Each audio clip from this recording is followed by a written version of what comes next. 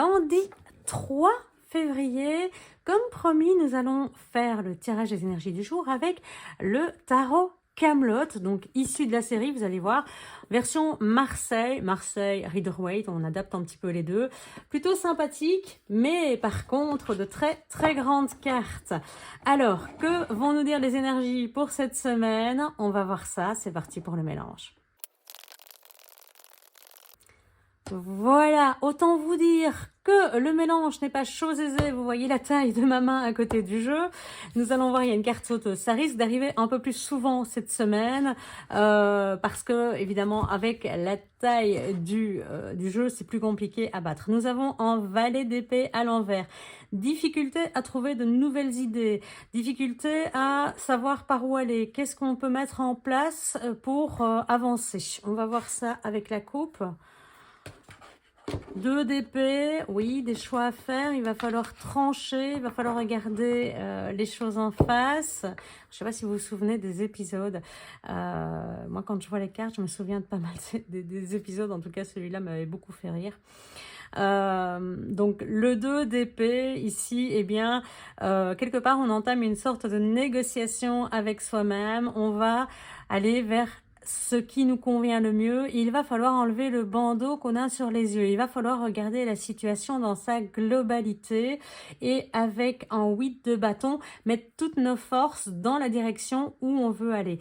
Il est vrai que si on manque un petit peu d'idées, ça c'est vraiment l'énergie qui est sortie du jeu, donc carte sauteuse, eh bien c'est peut-être parce que tout simplement on en a plusieurs et qu'on ne sait pas toujours dans quelle direction on doit aller.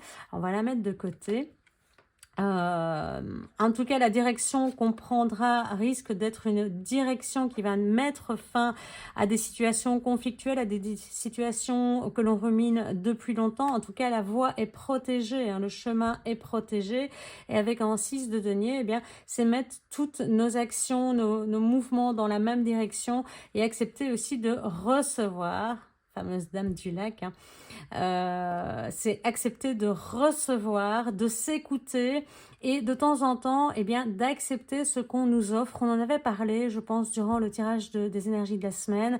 Être celui qui reçoit, c'est une bonne chose aussi, hein, d'être la personne qui reçoit un petit coup de main une fois de temps en temps. On va aller voir ce que nous réservent les cartes. Alors, pendant que je mets le tableau, n'hésitez pas à liker, à commenter et à vous abonner si ce n'est pas encore fait. Et on regarde un petit peu ce que nous réserve cette semaine. Alors, cette semaine, dès le départ, on va commencer par chercher le retour à l'équilibre. Donc, c'est probablement la pose de ces choix, enlever ce bandeau pour essayer de retrouver cet équilibre. Cette carte-là aussi, elle est arrivée durant les énergies de la semaine. Hein. Vous vous souvenez, il y avait ce petit monstre sur sa pièce qui essayait de trouver un équilibre. Pas toujours stable, pas toujours facile à rester dessus. Mais en tout cas, il cherche à aller dans cette direction et du moins à pouvoir être capable de s'adapter au flow, aux mouvements qui vont l'entourer. Le 2, donc énergie très jeune, mais mise en place, début, mouvement, assez jeune, mais entame des actions quand même. 2 de bâton, on regarde un petit peu vers où on va. On reste quand même en zone de sécurité parce que bon, bah, c'est le début de la semaine. Qu'est-ce qu'on va mettre en place? Quelles sont les idées qu'on va aller chercher? Donc, on regarde ça encore avec un certain recul, mais on cherche, hein, on cherche des solutions. On regarde un petit peu aussi peut-être ce que les autres ont déjà mis en place, ce qui fonctionne, ce qui fonctionne pas. On va chercher des informations et vraiment, on est dans cette idée de je vais passer à l'action, je vais m'y mettre, j'entame les premières démarches, mais c'est vraiment le moment en quelque sorte où on sème la graine. Hein. On va la mettre en terre, elle ne va pas pousser, c'est juste ce moment où, bien, si on veut obtenir une belle plante ou de beaux fruits, de beaux légumes, eh bien, il va falloir passer par le semis. Eh bien, c'est un peu ça. C'est rester pour l'instant dans des conditions favorables pour pouvoir garder eh bien, à la fois le confort, la sécurité intérieure et surtout surtout eh bien, ce côté équilibre. Et on voit avec la reine de bâton qu'on a quand même l'énergie de le faire. On n'est pas sur quelqu'un qui reste là pour le plaisir de rester là. C'est-à-dire que la reine de bâton, elle va gérer tout ce qu'elle a à gérer dans sa journée, dans sa vie. Elle va pas reculer devant un affrontement éventuel, mais eh bien, elle va tout simplement organiser sa journée. Elle va prendre le côté calme, le côté, je le dis souvent, mais yin, beaucoup plus passif, moins dans l'agressivité, mais c'est quelqu'un qui gère, c'est quelqu'un qui est maître de son énergie, qui va pas la disperser. Et c'est ça aussi, ici, le fait de rester dans sa zone de confort, c'est ne pas disperser ses énergies, ne pas les envoyer dans tous les sens, parce que de toute façon, ça sert à rien. Si vous envoyez des flèches dans tous les sens, vous avez peu de chances d'atteindre la cible que vous voulez atteindre. Donc, cette harmonie, cet équilibre, cette modification, ce retour à quelque chose de plus agréable, ce retour aussi à quelque part la séduction de cette reine de bâton, qui est une reine qui est assez flamboyante, qui a de l'énergie, qui a de la motivation, donc on a envie, mais on y va avec calme et sérénité, avec douceur et maîtrise de ses compétences pour clôturer un chapitre qui a été dur sur le plan mental. On nous a mis à bout, ça on le dit, je pense que ça risque de rester pendant même plusieurs semaines. J'avais dit que ça continuera probablement durant cette semaine-ci. J'en avais déjà parlé la semaine précédente. On le voit, on est sur une continuité énergétique dont on a fait un petit peu un résumé dimanche. Donc, n'hésitez pas à aller revoir cette vidéo si vous ne l'avez pas vue, parce que c'est intéressant à voir, et même celle du dimanche précédent où on expliquait vraiment la problématique. Mais on le voit, c'est l'affrontement, vous avez été blessé, on vous a poussé à bout, vraiment, mais jusqu'au bout.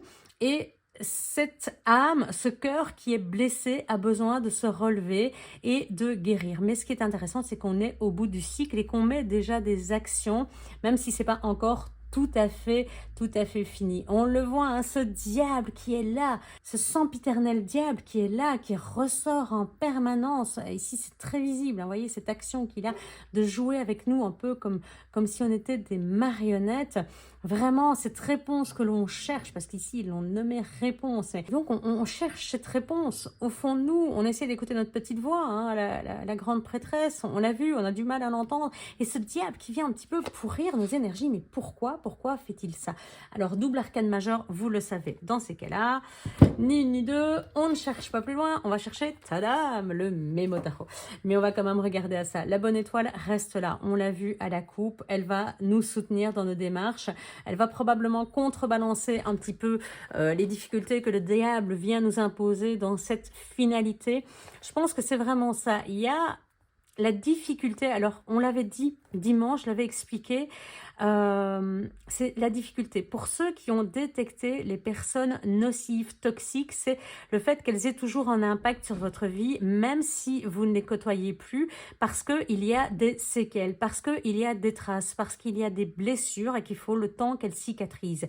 Pour ceux qui n'ont pas encore fait cette démarche, qui n'ont pas pu identifier les personnes toxiques, bien voilà, on vous le remet ici pour pouvoir vraiment vous débarrasser de ces blessures, de ces gens qui vous mettent à mal. Il faut vraiment briser les liens. Donc, si ce n'est pas encore fait, alors, je vais regarder.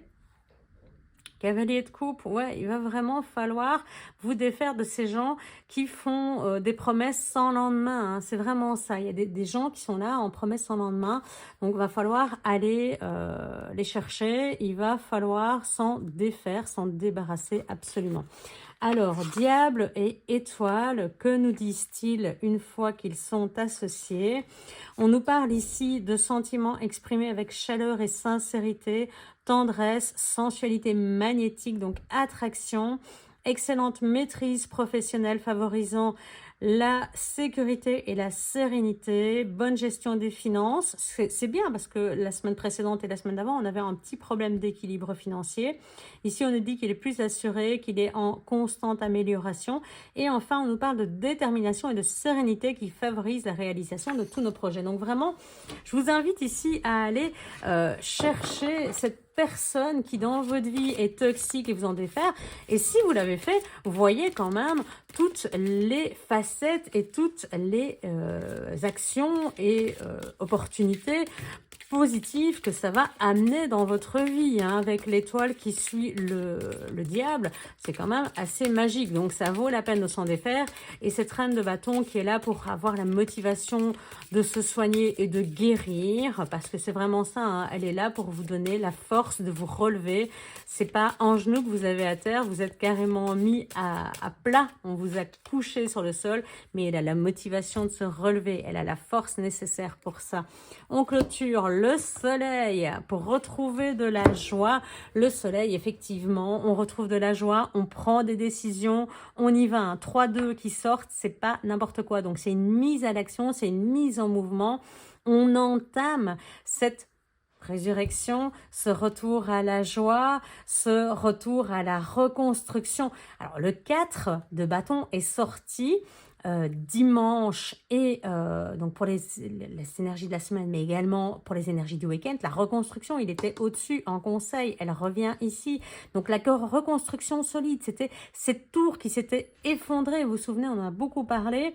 Cette tour qui était effondrée, on voit que c'est vraiment de la joie et surtout une reconstruction ailleurs solide, hein. C'est vraiment des bases, des fondements pour une reconstruction claire, saine et définitive, comprend ses actions, ses choix, et on le voit ici avec l'arcane sans nom qui coupe les liens de manière efficace et complètement définitive. Donc, il n'y a pas à dire, on entre en action doucement, cela dit, mais avec détermination pour un avenir clairement plein de joie et de belles promesses.